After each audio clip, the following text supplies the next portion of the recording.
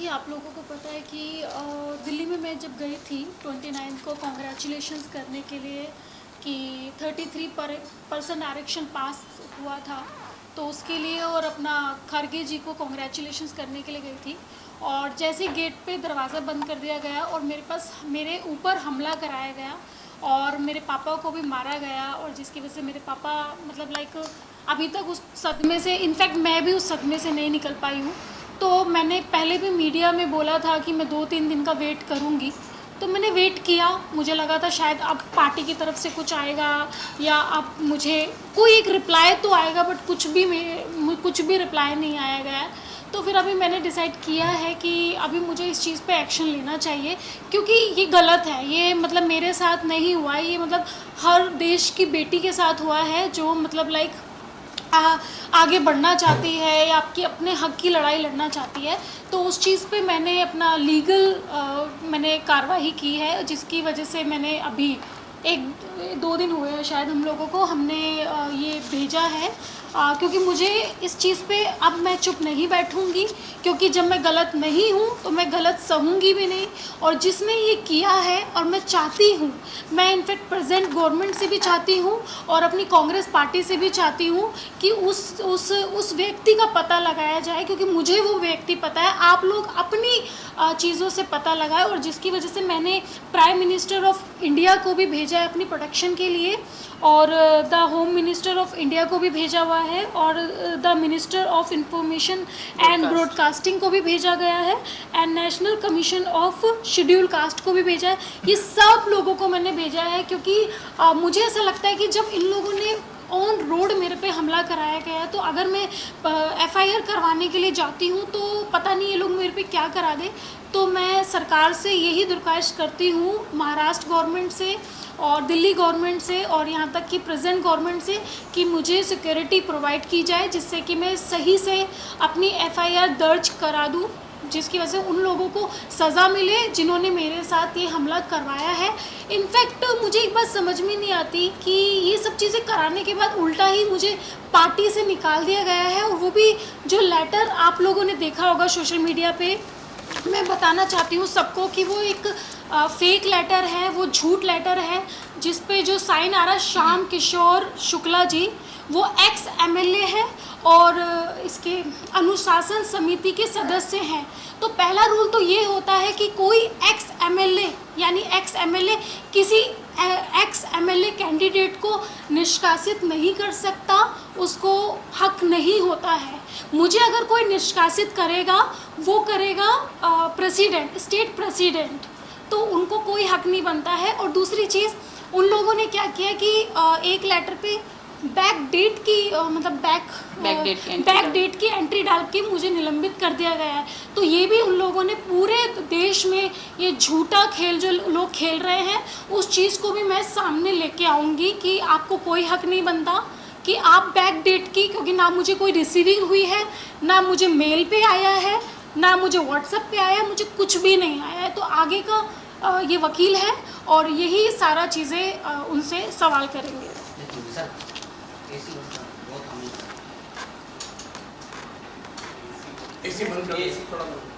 नहीं, actually AC नहीं है, वो मोटर का है।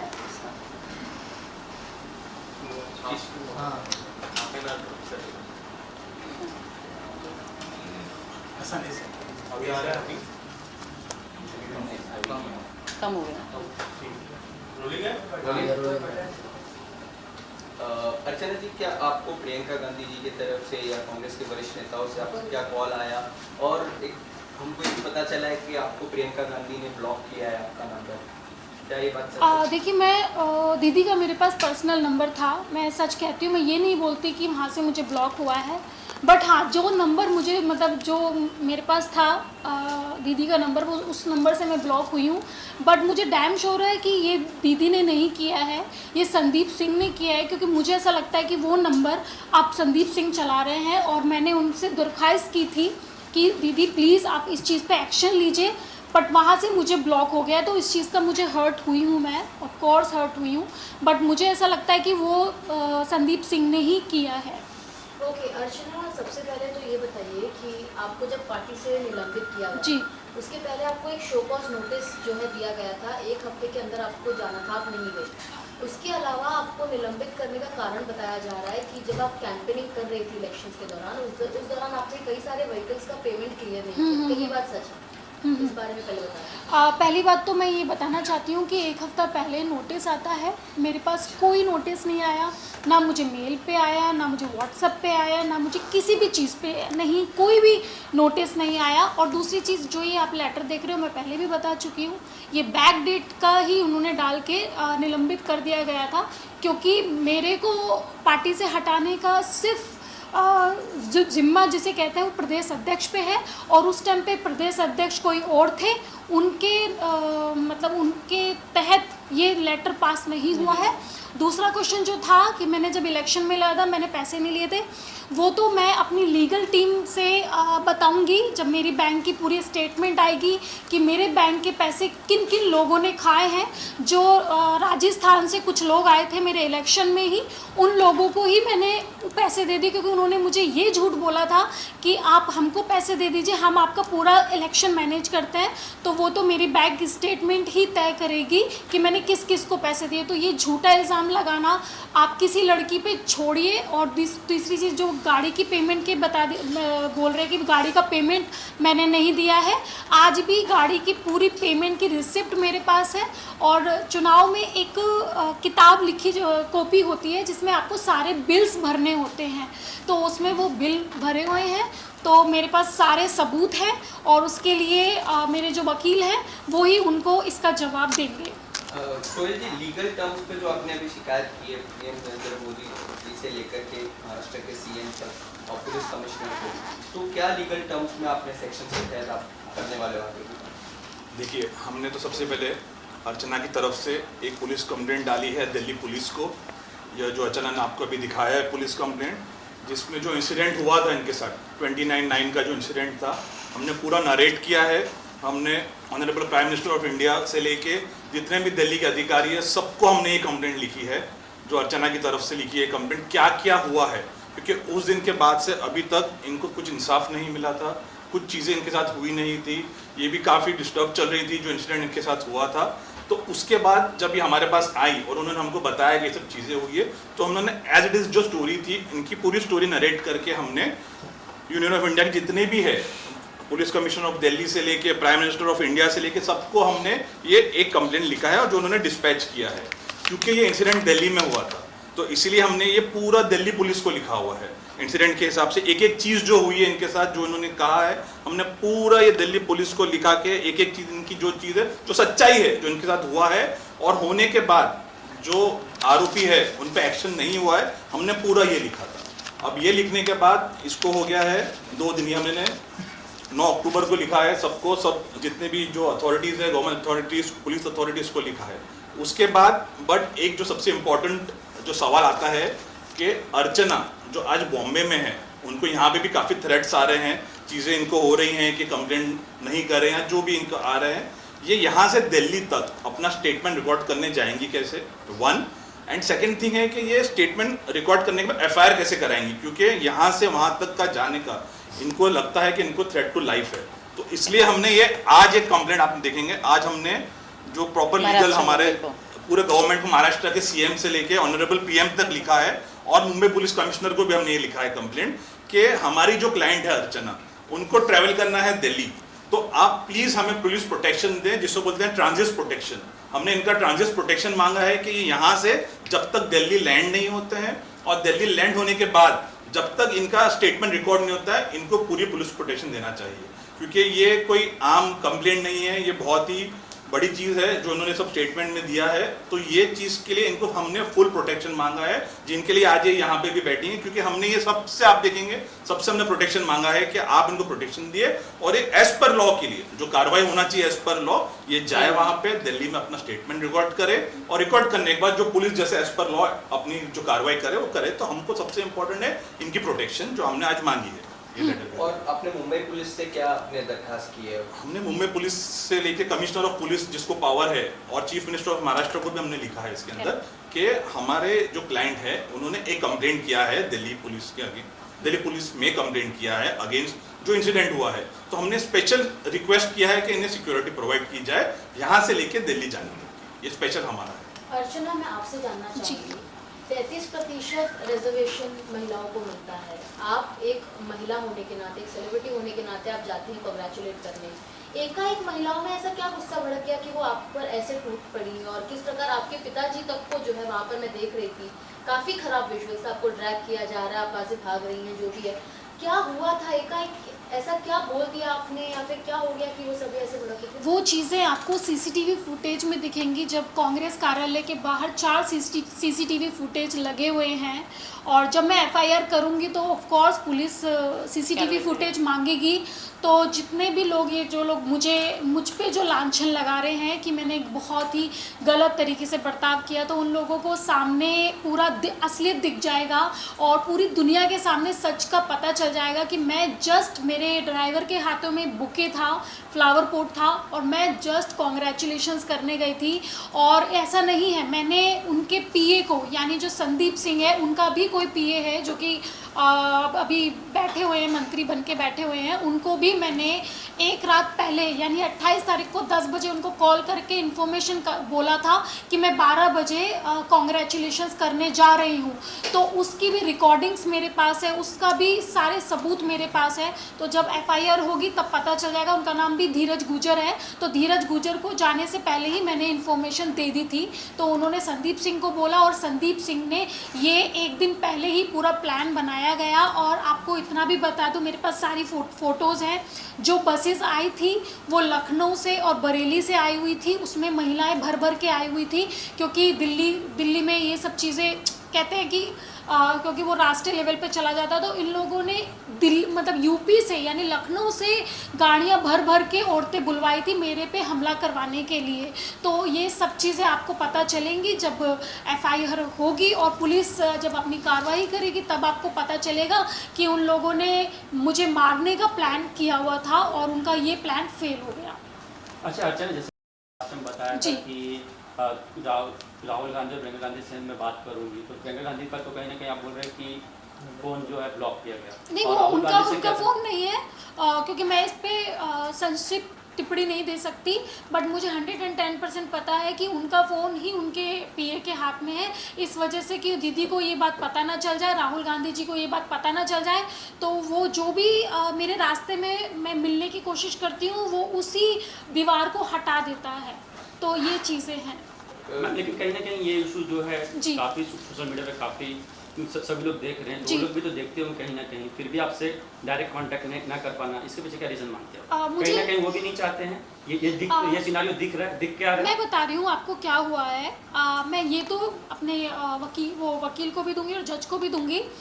इन लोगों ने एक कांग्रेस के जो कुछ लोग हैं, जिसे मैंने बोला हुआ है कि जो कांग्रेस का सिस्टम ख़राब कर रहे हैं, उन लोगों ने एक ब्रॉडकास्ट मैसेज डाला है जिसमें ये बोला गया है कि अर्चना को ऐसा बोलो, आप ऐसा बोलो, अर्चना के लिए हम लोगों ने इतना किया है और ये ऐसा कर रहे हैं। मतलब लोगों से ज़बरदस्ती फ़ोन करा रहे हैं और गलत लिखने के लिए बोला जा रहा है। इसके भी सारे सबूत मेरे पास हैं।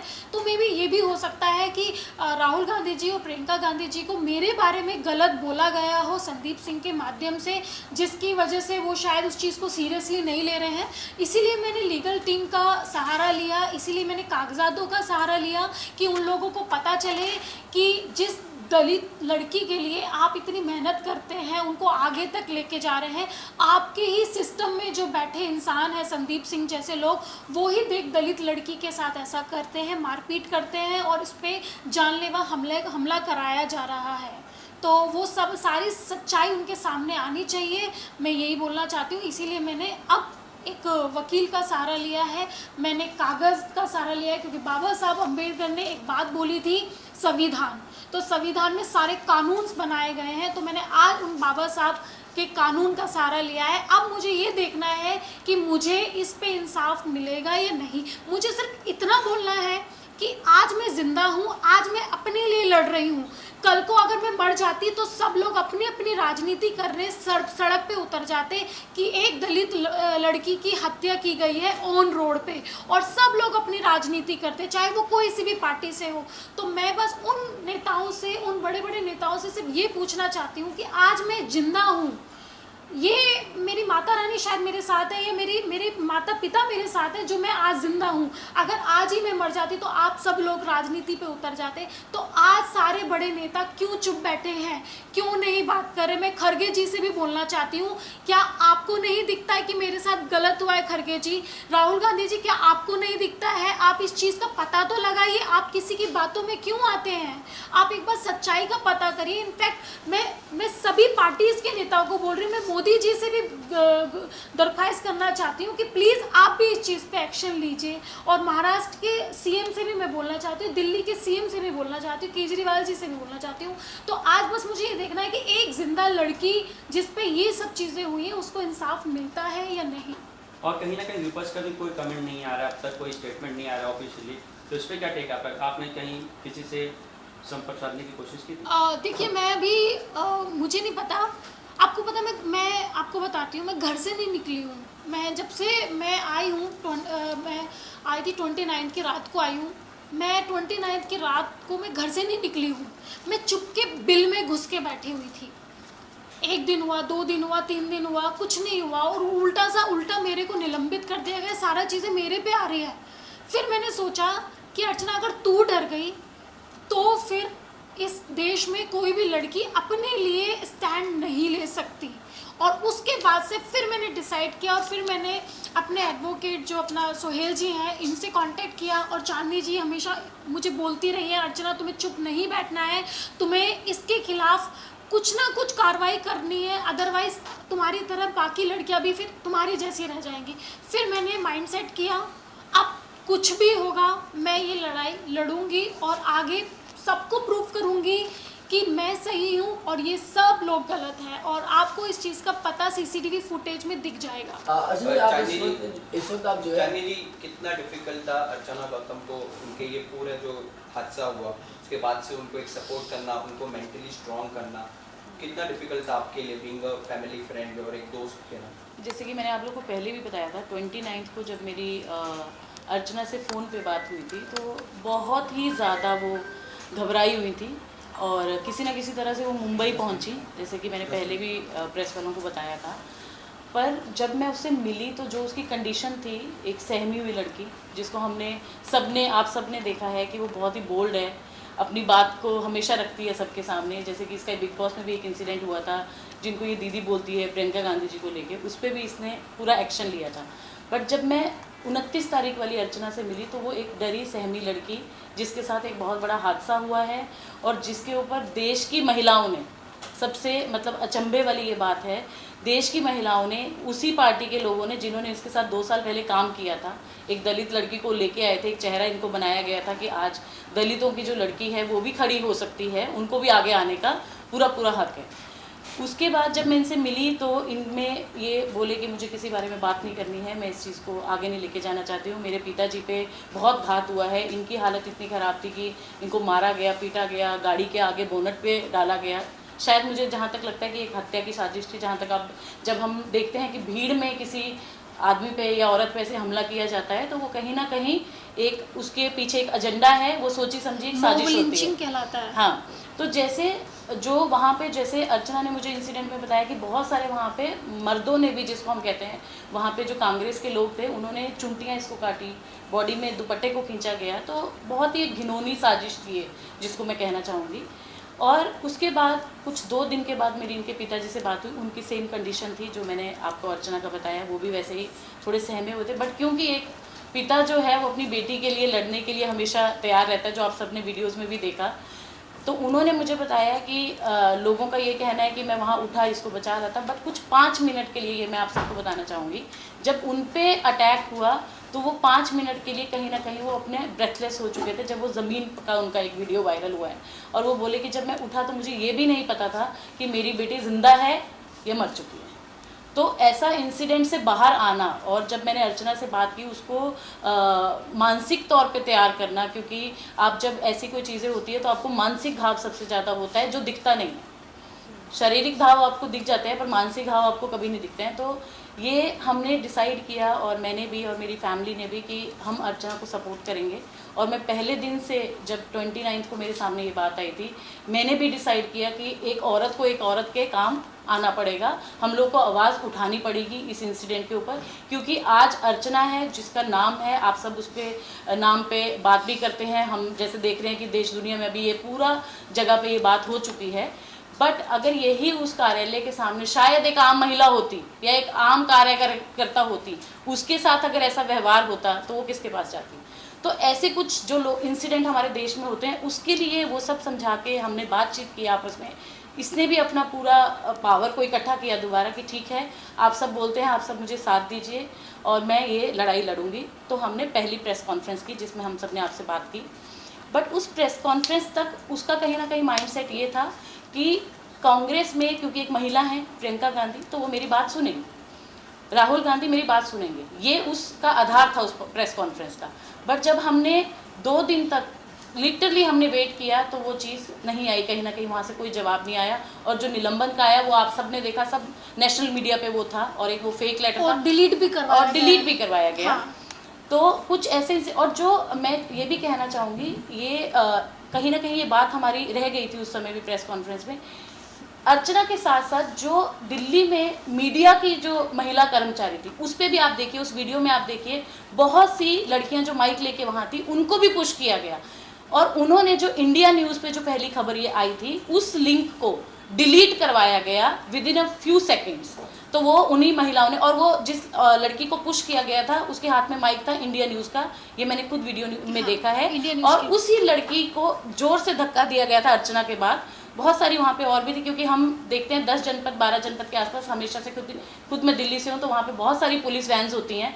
तो उन्होंने वो कैप्चर किया पूरा, और वो एक के बाद एक सारे न्यूज़ चैनल से उनको डिलीट करवाया गया। जो पहला न्यूज़ चैनल था वो इंडिया न्यूज़ था, और हमने उस पर देखा भी कि अब वो अवेलेबल नहीं है, वो लिंक भी मेरे पास, वो लिंक भी इनके पास है जो हमने मीडिया में दिखाया था। तो ये सब जब चीज़ें हुई, उसके बाद हमने दोनों ने डिसाइड किया कि हम लॉयर को मिलेंगे। हम अब जो है, हमें देश से कहीं ना कहीं जो जिनसे इनको उम्मीद थी वो नहीं पूरी हो रही है, तो अब हम कानूनी तौर पे लड़ाई लड़ेंगे। जैसे कि इन्होंने बोला कि अंबेडकर जी ने हमें ये सिखाया है कि आपको कहीं से इंसाफ ना मिले तो आप कानूनी लड़ाई लड़ें, जो मैंने आपको डॉक्यूमेंट्स दिखाए हैं सारे। और मैं कहीं ना कहीं शुक्रिया अदा करना चाहूँगी सोहेल जी का भी, इनकी पूरी लीगल फॉर्म का, जैसे इन्होंने हमें सपोर्ट किया। और एक परिवार की तरह, एक लड़की जब सहमी हुई लड़की आपके पास आती है तो उन्होंने बोला कि हम आपके लिए लड़ाई लड़ेंगे। और इन्होंने उस दिन से डॉक्यूमेंट्स पूरे जो भी सोशल मीडिया पे थे, वीडियोस, ये सब इन्होंने इन्फॉर्मेशन निकाली। अर्चना को इन्होंने बिठा के पूरी उनका जितनी भी उस दिन की वो थी बातें उनकी, वो सब सुनी।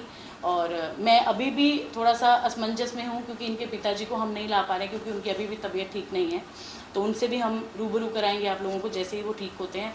अभी उसका ध्यान ये भी है कि फैमिली में पापा पे ऑलरेडी इतना घात हुआ है, तो दोबारा ये चीज़ें ना हो सकें, तो अब हमारी रिक्वेस्ट ये है, जो कि हमने पीएम मोदी को लिखा है, जो हम सब मोदी जी कह के जानते हैं, और मेरी तो उनसे हाथ जोड़ के रिक्वेस्ट है कि वो अपनी जो देश की बेटी है, जो कि एक दलित है, उन्होंने हमेशा इस चीज़ की लड़ाई लड़ी है। हमारी जो प्रेसिडेंट हैं वो भी आप सब जानते ही हैं। तो मेरा उन सबसे दरख्वास्त है, दिल्ली सीएम से है, महाराष्ट्र सीएम से है, हमारी पुलिस से है, कि जो लड़की इतने 10 दिन से जो आज डर रही है मीडिया के सामने या अपनी बात रखने में भी, तो आप कहीं ना कहीं हमें कानूनी तौर पे सपोर्ट करें। और यही उसका जो सपोर्ट है वही उसको आगे और बढ़ने में, ये कानूनी लड़ाई लड़ने में कहीं ना कहीं प्रोत्साहन मिलेगा उसको, अगर आप सब सपोर्ट करते हैं। और साथ के साथ मेरे जो भी दलित समाज के जो कम्युनिटी है, जो समाज के लोग हैं, मेरे समाज के लोग हैं, उनसे भी हाथ जोड़ के निवेदन है कि अपनी इस बहन को, अपनी इस बेटी को न्याय दिलाने के लिए आप भी मेरा साथ दें। सोहेल जी, आप क्या बोलेंगे अब जब आप एफआईआर कराने वाले हैं, या फिर जो भी जाएंगे अर्चना एफआईआर कराने, जो मुख्य ग्राउंड्स रहेंगे आपके, वो क्या रहेंगे? कौन सी धाराओं पर जो है आप ये पूरा एफआईआर दर्ज कराने वाले? देखिए, जो इंसिडेंट हुआ था उस दिन, तो उस इंसिडेंट के बेस पे जो काफ़ी पूरे देश के सामने इंसिडेंट है वो वीडियो इंसिडेंट जो है वो सबके सामने है, और जो विक्टिम है जो हमारे साथ आज बैठी है अर्चना, उनके पास जो हुआ है और उनके स्टेटमेंट के हिसाब से सेक्शंस जो काफ़ी ऐसे सेक्शंस तो हमने काफ़ी सारे मांग किए हैं। जो मेन सब सेक्शन लगता है वो है 354 जो होता है, जो आउटरेजिंग वुमन मॉडेस्टी होती है, हमने वो लगाया है जितने भी लोग थे वहाँ पे। उसके साथ हमने अनलॉफुल असेंबली लगाया है, क्योंकि जब 5 से ज़्यादा लोग एक जगह पे जब जमा हो जाते हैं या कुछ एक ऐसा इंसिडेंट करते हैं जिससे जब आसपास का पीस जो होता है उस पर होता है, और जो इंसान है जिसको प्रॉब्लम होती है, तो उस पर हम 143 धाराएँ होती है। साथ में हमने इनके ऊपर, क्योंकि ये एक दलित महिला हैं और she belongs to scheduled caste जो है जो पीछे, उसके भी बहुत सारे सेक्शंस होते हैं 3, 4, 5, उस स्पेशल एक्ट किया गया। तो हमने वो सब धाराओं के तहत एक FIR दर्ज करने के लिए हमने रिक्वेस्ट किया है। हमें पूरी उम्मीद है कि जिस तरह इनका स्टेट, क्योंकि देखिए जो एविडेंस है वो पूरे देश के सामने है, ये कुछ छुपी हुई बात नहीं है कि हम कह रहे हैं आप कह रहे हैं, वो एविडेंस सामने है। हम चाहते हैं प्रॉपरली इस एविडेंस के बेस पे पुलिस इंक्वायरी करे, इनका स्टेटमेंट ले, जैसा इन्होंने कहा CCTV होगा वहाँ पे, CCTV फुटेज प्रिजर्व जो है कांग्रेस के ऑफिस के सामने जो प्रिजर्व करे, और एज पर लॉ, हम कह रहे हैं एज पर लॉ आप FIR दर्ज करें। तो डिफेमेशन भी क्या आप लोग करेंगे कि जिस तरह से डिफेम किया गया अर्चना गौतम को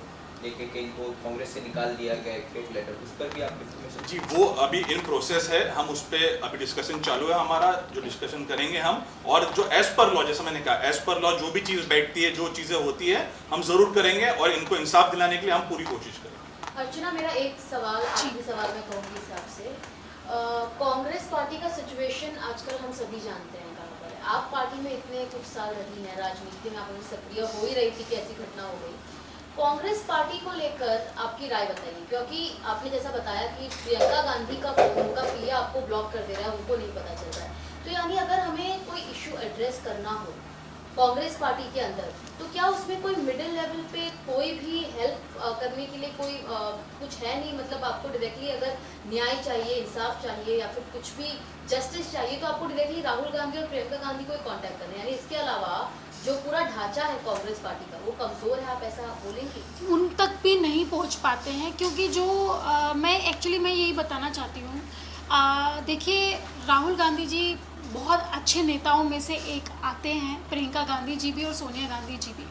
बट जो प्रॉब्लम आ रही है वो जो ये मीडिएटर बैठे हुए हैं, जो इनके PA बन के बैठे हुए हैं, जो कि अपने आप को ये प्रियंका गांधी समझते हैं, अपने आप को ही राहुल गांधी समझते हैं, तो इनके माध्यम से वो चीज़ पास आउट नहीं होती है, तो वो उसी चीज़ में लटके रहता है। जैसे कि इन लोगों ने मेरे पे जो इल्ज़ाम लगाया है वो ये लगाया है कि उस दिन मैं गुंडों को लेके गई थी मारपीट करने के लिए। ठीक है, हमने आपकी बात मानी है, बस एक बार CCTV फुटेज दिखा दीजिए तो आपको खुद पता चल जाएगा कि गुंडे मैं लेके गई थी या आप लोगों ने गुंडे भेजे थे, जो कि औरतों के आड़ में मुझे चूटी काट रहे हैं, मेरे बैक पे मार रहे हैं, मेरे बाल खींच रहे हैं, मुझे थप्पड़ मार रहे हैं, ये सब चीज़ें कर रहे हैं। तो ये चीज़ें आपके सामने आ जाएगी। और दूसरी चीज़, उन्होंने ये भी बोला कि जब मुझे पार्टी से निकाल दिया गया था तब आप क्या करने गई थी वहाँ पे।